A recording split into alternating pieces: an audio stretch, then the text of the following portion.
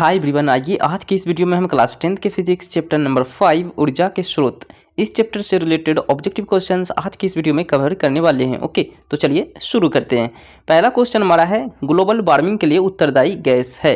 Okay, option number A है oxygen यानी O2, option number B है अमोनिया यानी NH3, ऑप्शन नंबर सी है CO2 यानी carbon dioxide, option number D है N2 यानी कि नाइट्रोजन। तो हमारे इस क्वेश्चन का राइट आंसर हो जाएगा option number C, carbon dioxide. Okay, हमारे वातावरण में, हमारे इन्वायरमेंट में अगर CO2 यानी कार्बन डाइऑक्साइड की मात्रा बढ़ जाती है, ओके, तो ये क्या होता है, ग्लोबल वार्मिंग की स्थिति आ जाती है। ठीक है, चलिए नेक्स्ट क्वेश्चन नंबर 2 है सूर्य तथा अन्य तारों की विशाल ऊर्जा के स्रोत हैं। ओके, यानी सूर्य या फिर अन्य दूसरे तारों की विशाल ऊर्जा का क्या स्रोत है, क्या सोर्स है। ओके, तो इनका सोर्स जो है ये है आपका नाभिकीय संलयन। ओके, इन दोनों का सोर्स क्या है, नाभिकीय संलयन, यानी ऑप्शन नंबर ए इस क्वेश्चन का राइट आंसर हो जाएगा, नाभिकीय संलयन। ओके, चलिए नेक्स्ट क्वेश्चन नंबर 3 है नाभिकीय विखंडन को नियंत्रित करने में प्रयुक्त होता है।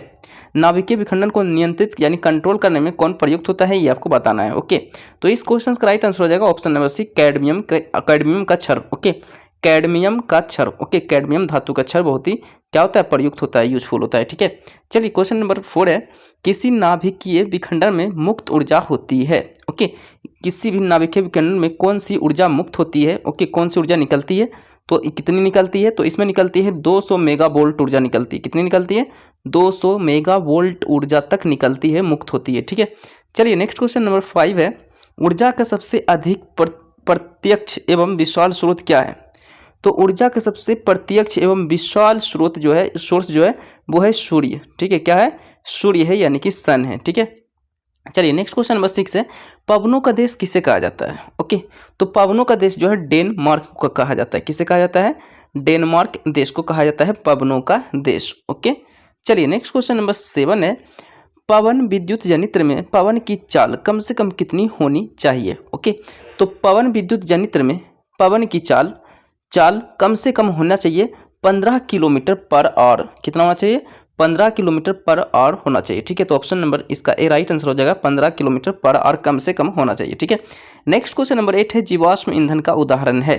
तो इस जीवाश्म ईंधन का उदाहरण कौन सा है, ये आपको बताना है। ऑप्शन नंबर ए है कोयला, ऑप्शन नंबर बी है लकड़ी, ऑप्शन नंबर सी है गोबर गैस, ऑप्शन नंबर डी है ये सभी।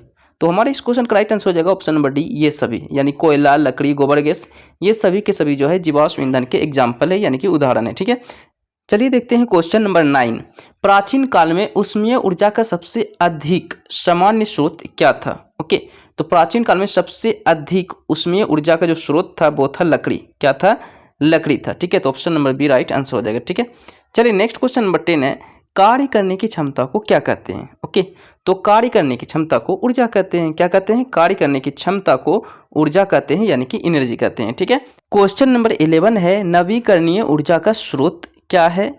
तो इस क्वेश्चन का राइट आंसर हो जाएगा सौर ऊर्जा जो है नवीकरणीय ऊर्जा का क्या है, ये एक स्रोत है, यानी कि एक सोर्स है। ठीक है, चलिए नेक्स्ट क्वेश्चन नंबर 12 है जैव गैस एक उत्तम ईंधन है क्योंकि इसमें मीथेन गैस पाई जाती है। ओके, इसमें मीथेन गैस पाई जाती है, इसीलिए जैव गैस जो है एक उत्तम ईंधन है, एक अच्छा फ्लेम है। ठीक है, तो ये इसमें कितना परसेंट मीथेन गैस यानी CH4 पाया जाता है, ये आपको बताना है। ठीक है, तो इसमें जो है 75% CH4 पाया जाता है, इसलिए ये जो है उत्तम है, बेस्ट है। ठीक है, चलिए नेक्स्ट क्वेश्चन नंबर देखते हैं 13 सौर ऊर्जा को विद्युत ऊर्जा में परिवर्तित करती है। तो सौर ऊर्जा को विद्युत ऊर्जा में कौन परिवर्तित करती है, तो सौर सेल परिवर्तित करती है। कौन करती है, सौर सेल सौर ऊर्जा को विद्युत ऊर्जा में परिवर्तित कर देती है, यानी कि चेंज कर देती है। ठीक है, नेक्स्ट क्वेश्चन नंबर 14 नरौरा नाभिकीय विद्युत संयंत्र किस राज्य में स्थित है।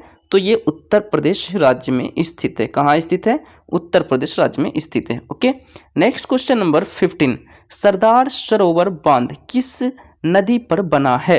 तो ये नर्मदा नदी पर बना है। सरदार सरोवर बांध कहाँ बना हुआ है, तो नर्मदा नदी पर बना हुआ है। ठीक है, चलिए नेक्स्ट क्वेश्चन देखते हैं 16 टिहरी बांध किस नदी पर बना है। टिहरी बांध किस नदी पर बना है, तो टिहरी बांध गंगा नदी पर बना हुआ है। ओके, टिहरी बांध कहाँ बना हुआ है, गंगा नदी पर बना हुआ है। ठीक है, नेक्स्ट क्वेश्चन नंबर 17 है सौर सेल बनाने के लिए किसका उपयोग किया जाता है। तो सौर सेल बनाने के लिए जो है सिलिकॉन नाम का एलिमेंट का जो है इस्तेमाल किया जाता है, ठीक है। तो सिलिकॉन हो जाएगा इस क्वेश्चन का राइट आंसर, ओके। इसका सिंबल होता है SI, ठीक है। चलिए नेक्स्ट क्वेश्चन देखते हैं, क्वेश्चन नंबर 18। हाइड्रोजन बम किस अभिक्रिया पर आधारित है? ओके, तो हाइड्रोजन बम किस रिएक्शन पर बेस्ड होता है ये आपको बताना है। तो ये होता है नाभिकीय संलयन पे, ठीक है। हाइड्रोजन बम किस पे आधारित होता है? तो नाभिकीय संलयन पे आधारित होते हैं, ठीक है। चलिए देखते हैं नेक्स्ट क्वेश्चन नंबर 19। तारापुर नाभिकीय विद्युत संयंत्र किस राज्य में स्थित है? तो ये महाराष्ट्र राज्य में स्थित है, ठीक है। तारापुर नाभिकीय विद्युत संयंत्र कहाँ स्थित है? महाराष्ट्र में स्थित है, ओके। चलिए नेक्स्ट देखते हैं क्वेश्चन नंबर 20। राणा प्रताप सागर नाभिकीय विद्युत संयंत्र किस राज्य में स्थित है? तो ये राजस्थान राज्य में स्थित है। कहाँ स्थित है ये राजस्थान राज्य में स्थित है, यानी ऑप्शन नंबर डी इस क्वेश्चन का राइट आंसर हो जाएगा राजस्थान, ठीक है। चलिए देखते हैं next question number 21। Okay, Kalpakkam नाभिकीय विद्युत संयंत्र किस राज्य में स्थित है? तो ये तमिलनाडु राज्य में स्थित है। कलपक्कम नाभिकीय विद्युत संयंत्र कहाँ स्थित है? तमिलनाडु राज्य में स्थित है, ठीक है। चलिए next question number 22। Okay, Kakrapar नाभिकीय विद्युत संयंत्र किस राज्य में स्थित है? काकरापार नाभिकीय विद्युत संयंत्र किस राज्य में स्थित है? तो ये गुजरात राज्य में स्थित है, ओके। कौन सा राज्य में स्थित है? तो गुजरात राज्य में स्थित है, ठीक है। Next question number 23। Okay, Kaiga नाभिकीय विद्युत संयंत्र किस राज्य में स्थित है? तो कैगा नाभिकीय विद्युत संयंत्र कर्नाटक राज्य में स्थित है, ठीक है। कैगा नाभिकीय विद्युत संयंत्र कहाँ स्थित है? तो ये कर्नाटक राज्य में स्थित है, ठीक है। चलिए नेक्स्ट क्वेश्चन नंबर 24। एक पदार्थ जो जलने पर बहुत ज्यादा ऊष्मा उत्पन्न करती है क्या कहलाते हैं? तो ये कहलाता है बायोगैस। क्या कहलाता है ये जी? तो ये कहलाता है बायोगैस, यानी ऑप्शन नंबर डी हमारा राइट आंसर हो जाएगा बायोगैस, ठीक है। नेक्स्ट क्वेश्चन नंबर 25 है, केरोसिन का निर्माण होता है। केरोसिन तेल का निर्माण किससे होता है? तो ये क्रूड ऑयल से होता है, ओके। क्रूड ऑयल से ही केरोसिन का निर्माण किया जाता है, यानी केरोसिन ऑयल का निर्माण किया जाता है, ठीक है। Next question number 26। निम्न में से किस देश को पवनों का देश कहा जाता है? तो ये क्वेश्चन यानी रिपीट क्या है? तो इसे कहा जाता है डेनमार्क देश को, ठीक है। डेनमार्क देश को पवनों का देश कहा जाता है, ठीक है। नेक्स्ट क्वेश्चन नंबर 27 है, नरौरा नाभिकीय विद्युत संयंत्र कहाँ स्थित है? तो ये आपके उत्तर प्रदेश राज्य में स्थित है, ठीक है। चलिए देखते हैं नेक्स्ट क्वेश्चन नंबर 28। सौर कुकर के लिए कौन सा दर्पण सर्वाधिक उपयुक्त होता है? तो सौर कुकर के लिए सबसे बेस्ट होता है अवतल दर्पण, ओके। कॉनकेव मिरर यानी अवतल दर्पण, ओके। चलिए नेक्स्ट क्वेश्चन नंबर 29। नाभिकीय विद्युत अभिक्रिया नाभिकीय विखंडन अभिक्रिया किसके द्वारा प्रेरित होता है? तो नाभिकीय विखंडन अभिक्रिया जो है न्यूट्रॉन के द्वारा प्रेरित होता है। किसके द्वारा प्रेरित होता है? तो न्यूट्रॉन के द्वारा ये प्रेरित होता है, ठीक है। Next question number 30। सौर कुकर में भोजन पकाने के लिए किस ऊर्जा का उपयोग यानी प्रयोग किया जाता है? तो सौर कुकर में भोजन पकाने के लिए सौर ऊर्जा का प्रयोग किया जाता है, ओके। कौन सौर ऊर्जा का प्रयोग किया जाता है जी? तो सौर ऊर्जा का प्रयोग किया जाता है, ठीक है। Next question number 31। नाभिकीय संलयन से ऊर्जा प्राप्त करने के लिए किस ईंधन का प्रयोग करते हैं? तो हाइड्रोजन गैस का प्रयोग करते हैं, ओके। कौन सा ईंधन का प्रयोग करते हैं जी? तो हाइड्रोजन गैस ईंधन का प्रयोग करते हैं, ठीक है। Next question number 32। बायोगैस का मुख्य अवयव क्या है? तो बायोगैस में आप लोग जानते होंगे आपका जो है CH4 यानी मीथेन जो है 75% उसमें मौजूद होता है, ठीक है। इसीलिए उत्तम ईंधन भी होता है, ठीक है। Next question number 33। पवन चक्की से उपयोगी ऊर्जा प्राप्त करने के लिए पवन का न्यूनतम वेग कितना होना चाहिए? तो मैंने आपको बताया था पिछले वाले क्वेश्चंस में, ये क्वेश्चंस मैंने रिपीट किया है, ठीक है।